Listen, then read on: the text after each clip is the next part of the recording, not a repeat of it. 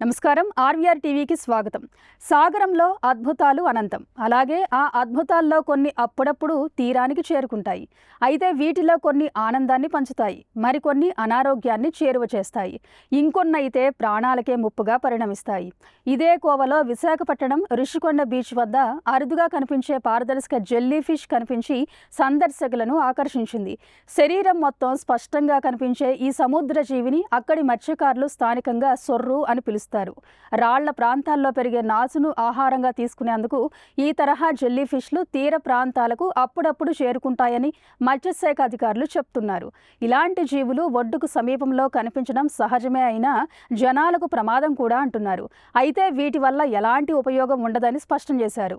వీటి దగ్గరకు వెళ్లడం ప్రమాదకరమని హెచ్చరించారు. జెల్లీ ఫిష్ పై ఉండే నురగ శరీరానికి తగిలితే హానికర ప్రభావాలు కలిగే ప్రమాదం ఉందని అధికారులు హెచ్చరిస్తున్నారు.